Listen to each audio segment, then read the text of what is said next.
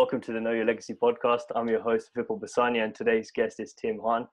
Tim is a online marketing expert, high performance coach, but more importantly, the founder of Success Insider, which is a global movement of entrepreneurs and leaders that are seeking to change the world through reforming the education system and bringing you a new level of education, which the traditional path does not actually allow us to have at this moment in time. So Tim, thank you so much for being here today. Thank you so much for having me on. No problem at all. So Tim, I was listening to one of your interviews actually not too long ago, and you mentioned back in school, you sort of got into the wrong crowd or the wrong mix of people, and you sort of fell into drugs and other things. So I'm just wondering, how does someone go from there to starting a movement that essentially goes global? Yeah, it's quite quite an interesting one, isn't it? It's, considering the fact that it's a positive movement, because it could have gone the whole another direction. I suppose my journey began ever since I was young. When I was really young, I remember I was very, very shy.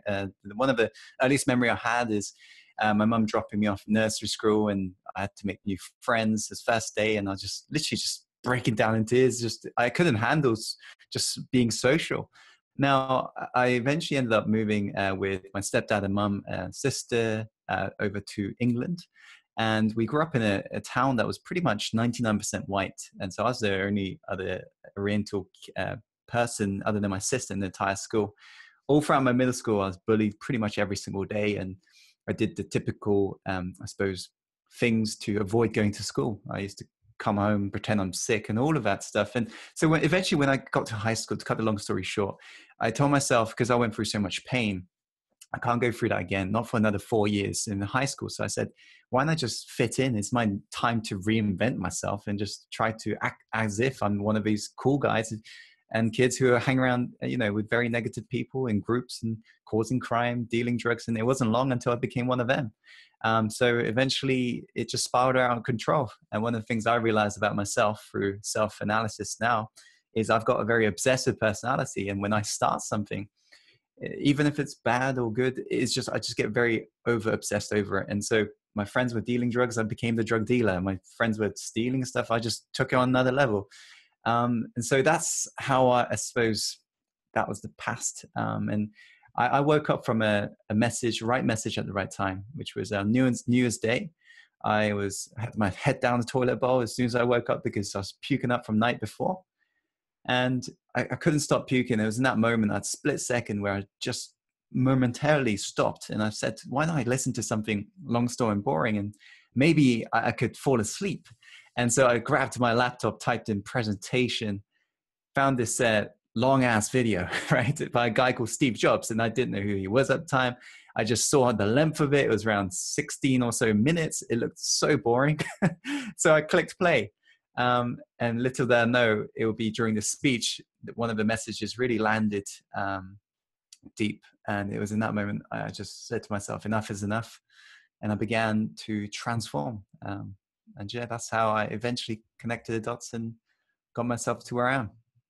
Yeah, that speech is a really powerful one, and one that I think gets played over and over in the entrepreneurship community because the message is so powerful in there, and one of them being about connecting the dots and the fact that you can only do that looking backwards, and things may seem random, but I think essentially all the things that interest you eventually tend to line up over time.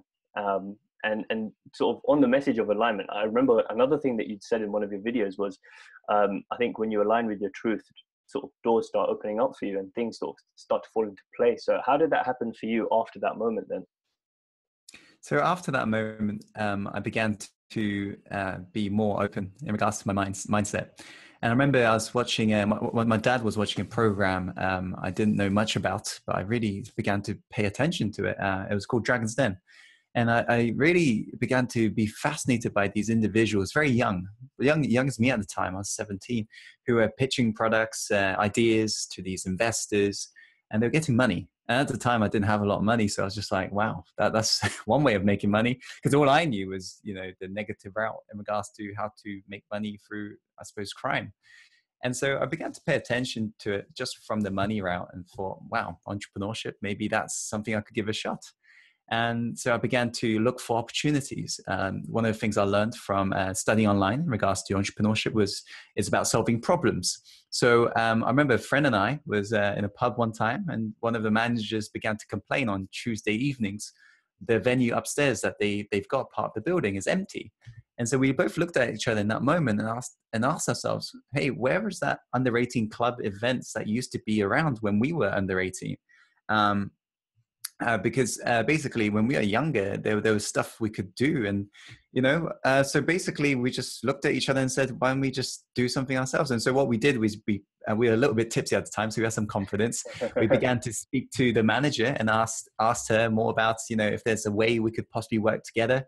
And bear in mind, we had no experience in this field, but we just somehow, I'm not sure how, but somehow managed to close the deal. Now we did have to get the money together to rent the venue. And I had to find out how to do Photoshop. But the good thing at the time was I was also beginning to establish myself online through, it was basically spurred on by ego in a sense. One of my friends said to me, I don't have taste in music. So I began to post music online, which was DJing. And so all of the dots were connecting. And this is a way I saw myself being able to be on a stage instead of me approaching organizers all around Bournemouth and Poole, place where I grew up, trying to get a gig. I thought to myself, actually, this is how I can connect it. I can be a DJ on the stage. It can be my own venue. It could be my own event. So that's how it all started. And this was a company we started, and we began to make money through positive efforts for the first time, which was amazing. Now, I did have some negative patterns in regards to buying behavior back then, because we used to splurge it all in one night as soon as we earned it. But I learned a lot through all of the trial and error. And from there, I got involved with more in-depth in regards to the world of online businesses. And this is when I realized the power of online business, because that YouTube channel I started, the music channel, that reached over 1 million hits overall. And I was able to spin it off into making revenues through different sources, through selling, for example, music online. I would sell other bits and bobs also. And I got involved eventually into eBay, where I would buy and sell goods. And then I got involved with Amazon. And then eventually, fast forward several years upon years later, I come across an investor who was around 75 years old, and he needed assistance in regards to marketing his supplement company. And I got involved with this launch, and it basically generated over $1.9 million. And that's really when, I suppose, we had a really big hit online. And that's when I just, the reason why I was working with him is because I was looking to get investment for one of my supplement businesses.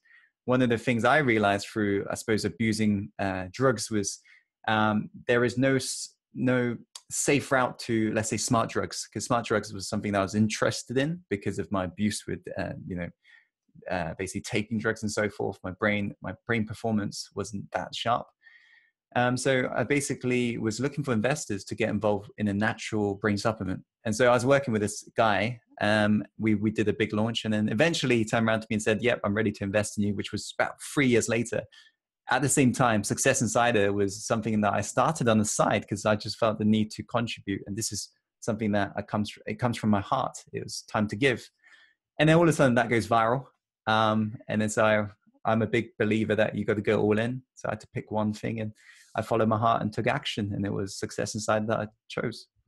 Awesome, man. It sounds like a bit of an adventurous journey there that you went through. But as we were just saying, I think you ended up connecting the dots, looking back in terms of all the things that have happened up to that point, led you to be able to produce content, market it, and share it in the best way, basically. So with Success Insider, obviously the first few videos that you did seemed a bit amateur, obviously, because you're just starting out, etc. Like, I think, was it on a football field? I think the first one was, or something like that in a park. Subscriber. Yeah, I was celebrating my 100 subscribers after like 2-3 months. Something like that. Yeah. So at that time, was it, when you said obviously you went all in, were you still working a job, or what was the situation at that time before it became your sort of full-time thing altogether? I was basically, at the time, I had a couple of things going on. So I was working with the investor, was doing the health supplement launches. At the same time, I was also involved with things that I'd taken on the side. And this is why I decided to go all in, because I got to a period in my life, let's say, where I was very time poor. Right? Money was not really an issue in that sense. I had a lot of different sources. But I I was time poor. I was just giving out my time to everybody, including the investor, including, I was involved with eBay still, because that's, a lot of that came from the lessons I learned when I was 17. So I still know how to do it very well. So I was doing that on the side, flipping things and so forth. So yeah, to answer your question, I suppose that's what I was involved with at the time. And yeah, does that answer your question? Yeah, it does. Yeah, no, it does definitely, because I think it's interesting for people to see, obviously, before it all started and became your, the journey that you're now pursuing, what it was like for you back then. So it seemed like obviously you had a few things going on to keep you afloat and to keep you going essentially behind the scenes.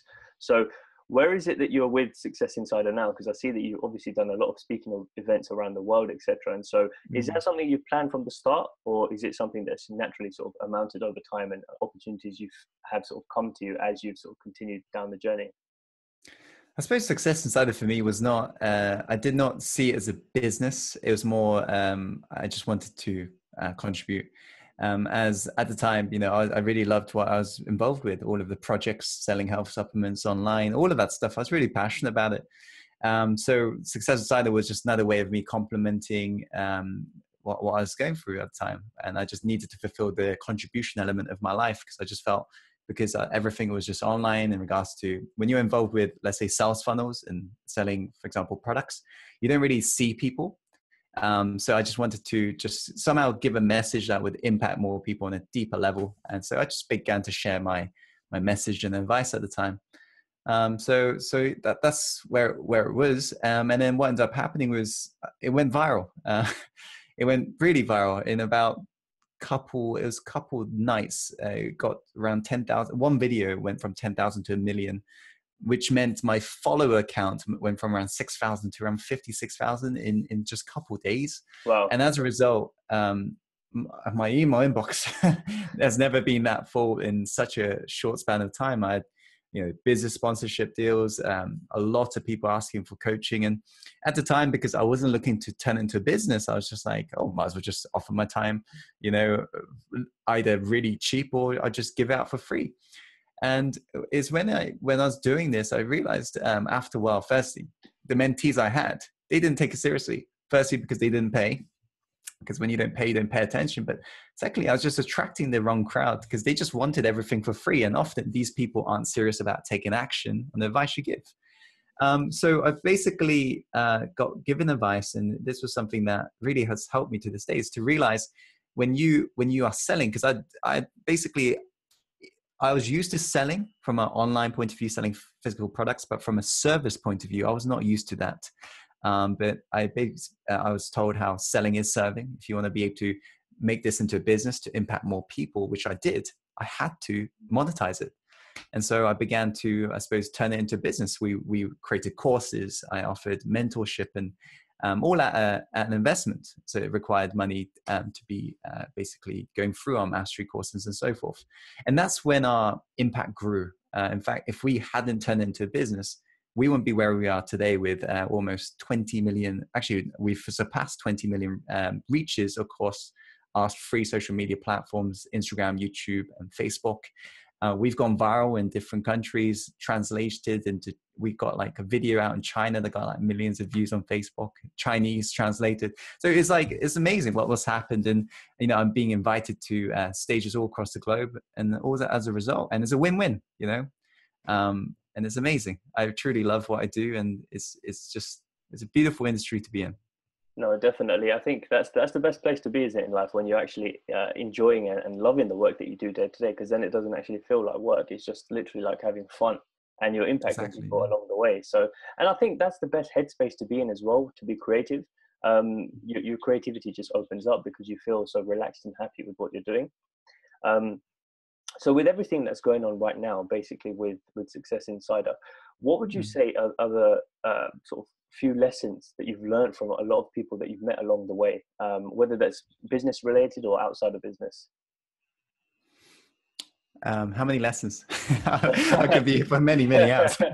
The most important ones that you feel that you need to share, So, I mean, I haven't got a time limit on this, so. Okay.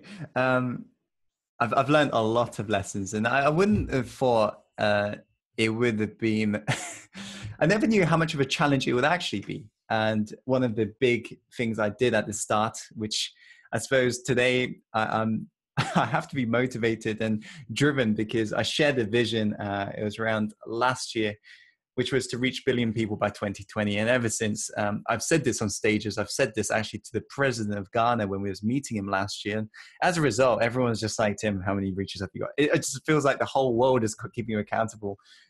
So it's scary in that sense. But as a result of me sharing this big dream in regards to what I want to do, which is to provide education to people who refuse to settle for being average or mediocre, the actual lessons we were never taught.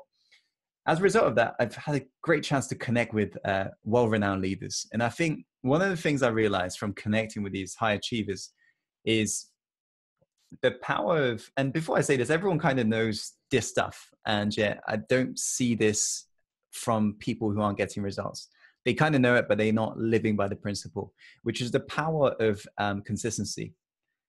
And I notice, for example, sometimes when I come across some people emailing over to us, the reason why they aren't getting the results that they want, for example, when somebody's quitting their 9 to 5 and going into their own business, the reason why they aren't successful, the reason why most businesses fail in the first 5 years is because people just give things a shot. They dabble and they never really go all in. I can't tell you how many times I've, for example, shared advice on the stage. Go create a YouTube channel. It's very easy. And they said, oh, so inspired. And they go home, they create a YouTube channel. It gets like 2 views and they quit next week. And I've seen this over and over again. And it's interesting because when I'm connecting with my high achiever friends, I tell them one advice. I say, hey, I've been trying this marketing strategy out, go do it. And literally they would have implemented it whilst, for example, in the taxi home, right? They would have told the team to go do it. And then literally for the whole month, it's like just every single day, they're repeating the same strategy. So they're reaping the rewards. And then I'll compare that to somebody like who, for example, reaches out to us, who's wanting the results. They just don't remain consistent. And I think that for me has been the biggest lesson here. And so whenever, and this is something that sometimes I need my own taste of medicine over, because I come across some strategy sometimes. It's really hard to be consistent with it. When I, for example, was adopting, new strategies to do YouTube in regards to new lighting setup, like even microphone setup, or even, for example, when I'm practicing speaking, my mentor said, oh, make sure you're giving enough pauses. It's hard. It's hard to keep on remembering. But I tell you, when you can do what most people can't do, you get the results most people can't get. And this is something what I always remind myself. So I think that for me has been the one thing. Yeah, it's a very important one as well, because I found that to be the case with a lot of people that I've spoken to. Consistency is something that you have to keep up, whether it's business, health, fitness, your career, relationships. It applies across the board in life. And you can't just apply something, as you said, with people that have reached out to you for a week or a day and then hope that you get the results off the back of it next week. It's something that you have to keep on going with.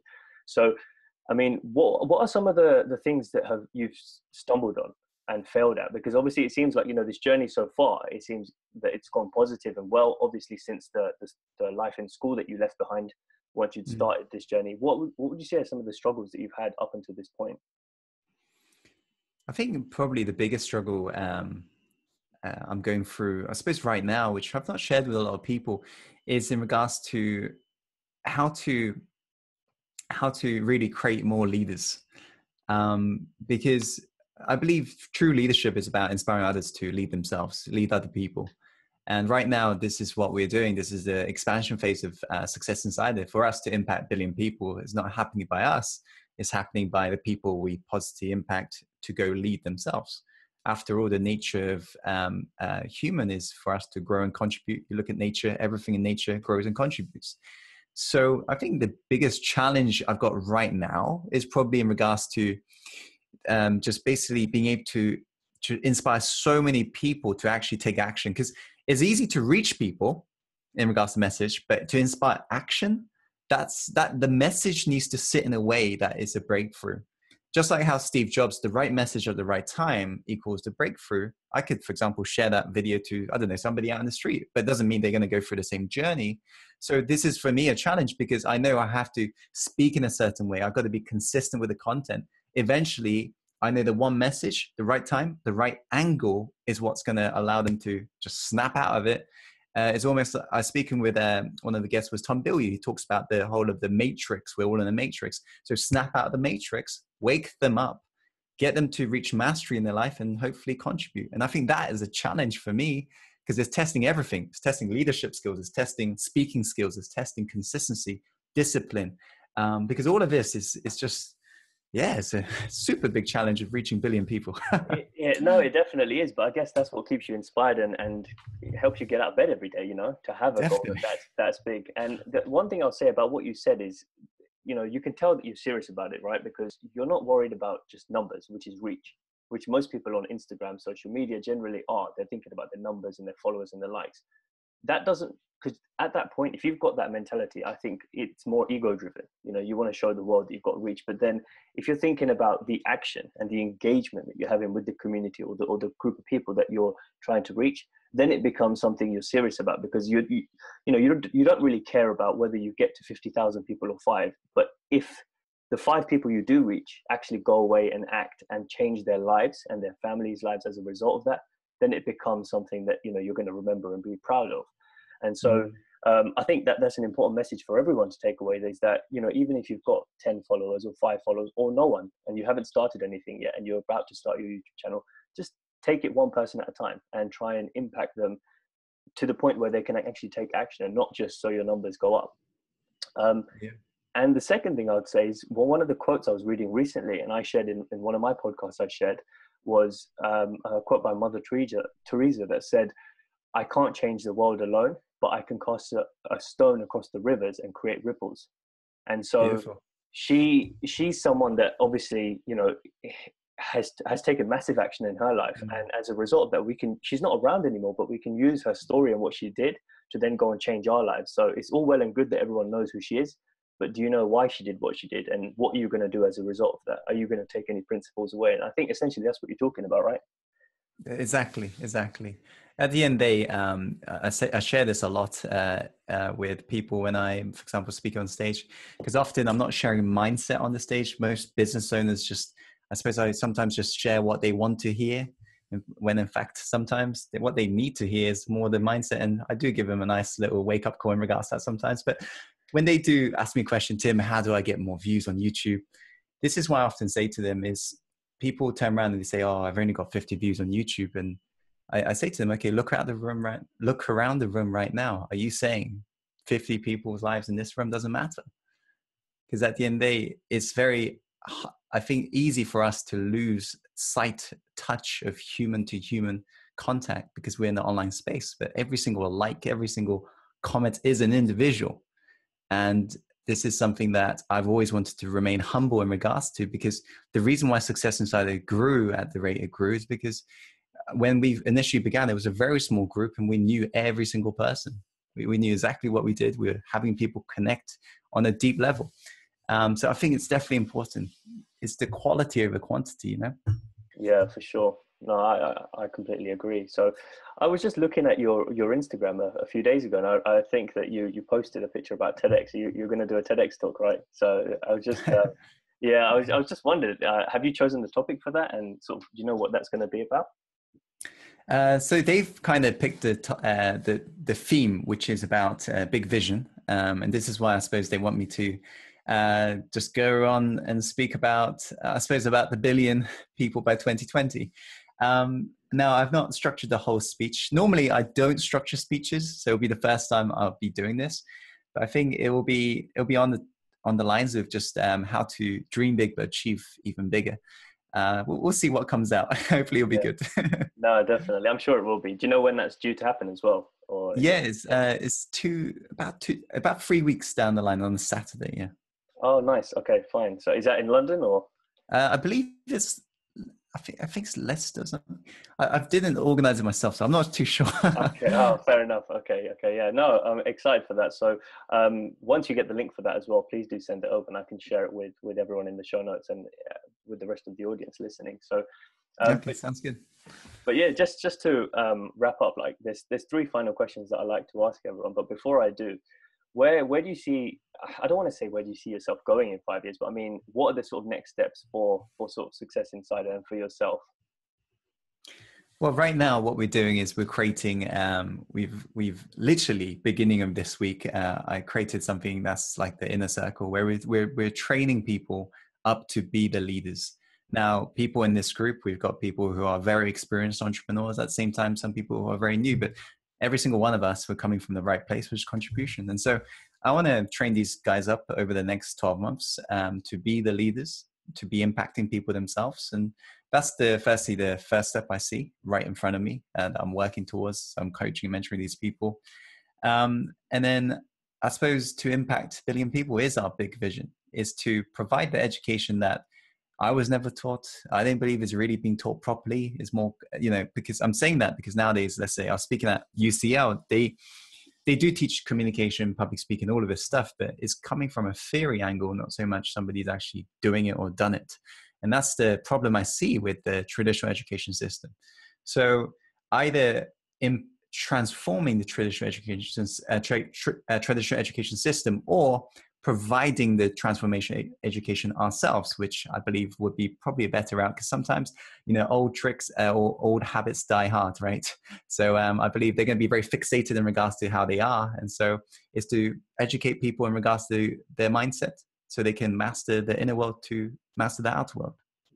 Awesome, and that sounds really good. And again, I'm happy to share that with everyone, because that really resonates with me. The reason that I share the messages that I do, and the reason I'm capturing these conversations, is to enlighten and educate people through content, whether that they're listening or watching. And there's so much that you can learn outside of school. It's absolutely insane when you look into it and you dive deep. There's so many things that you then think about and say to yourself, why wasn't I taught this before?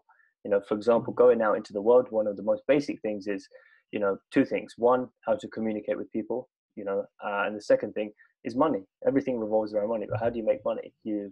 That's not covered at all. As you said, the theory. So it would be covered in topics like economics, but then that's theory. That's in a book. How do I actually go out and apply this in the real world? So it's definitely important. And I think that's a really good thing you're doing. And I'm sure it's going to impact 1 billion people within the next few years. So just to go into the last few questions, if you, with all the sort of knowledge and experience you've got now along your journey, if you were to go back to the 18-year-old Tim, is there anything different you'd tell him? Yeah, I think I would say that there's several things I would say. Firstly, I would say measure yourself, measure your performance. And I think this is something that most entrepreneurs don't do enough of. There are plenty of studies that come out today that shows how when you measure your performance, you measure anything, your performance increases.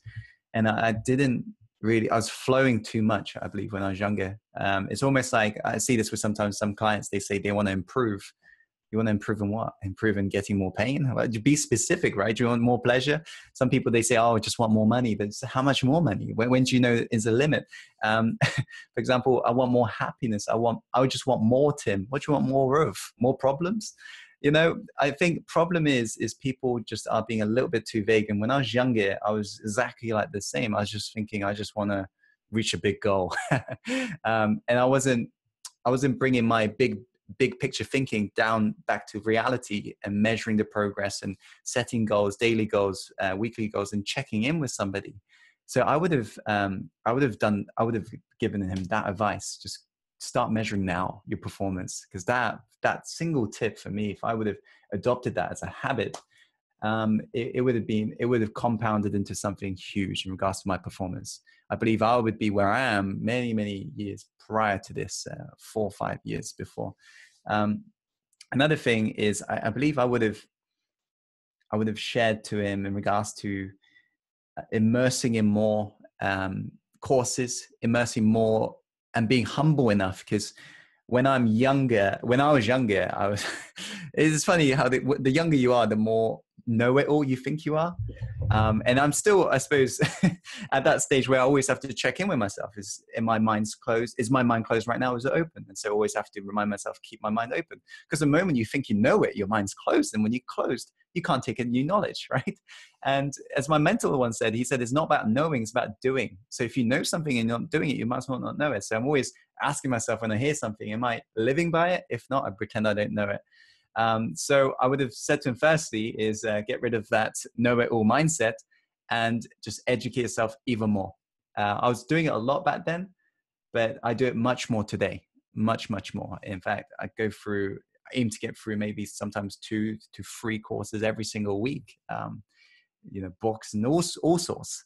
And I find the more I'm learning, the more, for example, I can impact. So I would say educate yourself like there's no tomorrow. Yeah. And also, I would say I would have definitely taught, actually, public speaking for me, I wish I learned that much, much younger. I've only learned it in the last 16, 17 months. I wish I knew it when I was 18, because that's when I actually needed it the most, because I had problems with dating and so forth. so I would have taught him that skill as well.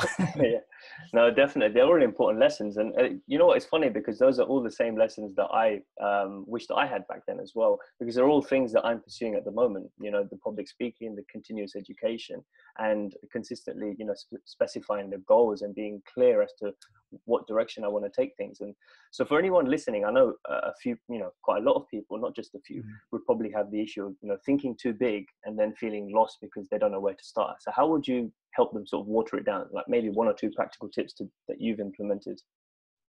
Firstly, I would say have the courage to dream big. Most people don't. Most people set goals that they can achieve, and that's very boring, I think. And at the end of the day, every single goal is going to shape you into a different individual. And so if you believe, for example, you know how to exactly reach your goal, you're dreaming too small. Because if you know how to reach your goal, you're coming from your current identity, and your current identity has got you to where you want to be or where you are right now. And so if you want to get to where you want to be, you have to be the person you never ever been. Meaning, firstly, have a dream, have a goal that scares the hell out of you, and tell the world.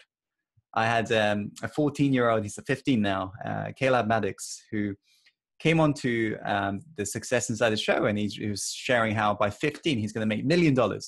He was earning 6 figures at the time, and he was just sharing that. And he went on to share it on radio stations, on TV, when he was speaking on stages. And I thought, wow, he is a 14-year-old with the courage to dream big and share it on stages.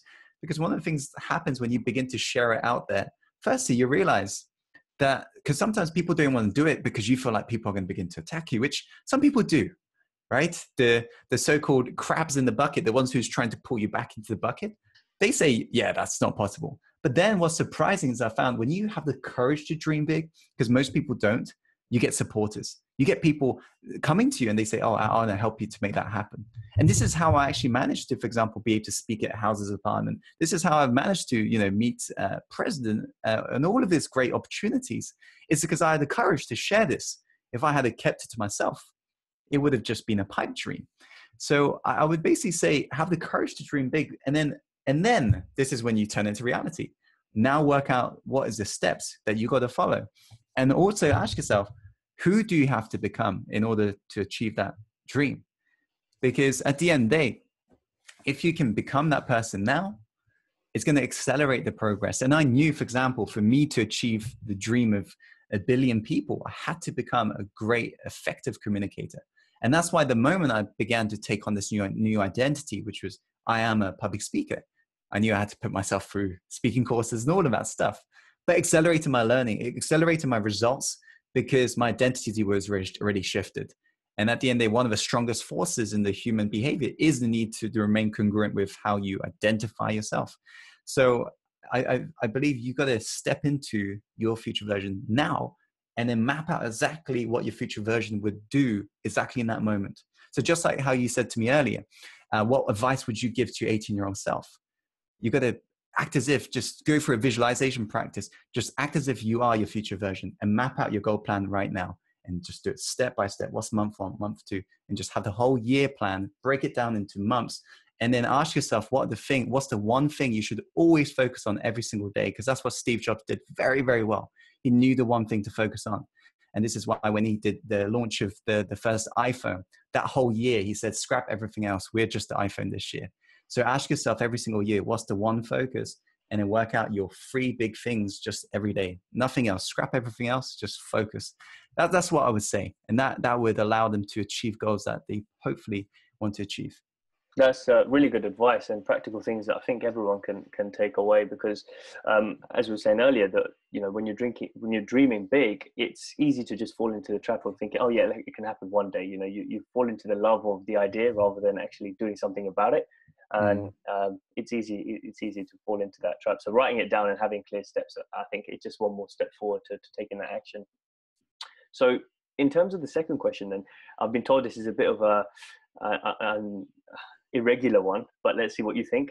Okay. If you could write something down for 3 generations to come, so your children's children's children to read, any message that you could write down, what would it be?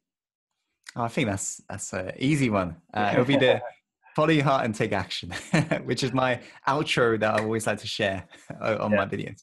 No, that's really good. That's probably the quickest answer I've got as well, and it's good because you know what your message is, right? So it's very similar to my own as well. So what's yours? In terms of what I would tell the future generation, find that inner legend. So find what you're passionate about and then chase it, basically. So that I think that we've all been given a gift or a talent, and I call that your inner legend. And everyone has that. Everyone has it, but it's up to you to make the decision to actually find it, pursue it, and do something about it, and then to share it with the world. So yeah. Love it. Nice. And so just moving into the last question, Tim's 90 years old now. You're looking back at your life. What would you want your life to look like? What's the message you want to give the world? I believe it's about turning dreams into reality, because I just see people nowadays who discover the world of personal development, and it's almost like how I was when I discovered it. It's like a kid in a candy store. You find out there's a whole industry that teaches you, for example, how to break old habits, how to be productive, how to improve your confidence. It's amazing. For me, when I discovered it, I was like, where the hell was this in school, right? Now, when I was studying in regards to the world of success, let's say, in regards to vision, goal setting, I realized I fell into the habit of just dreaming, just dreaming.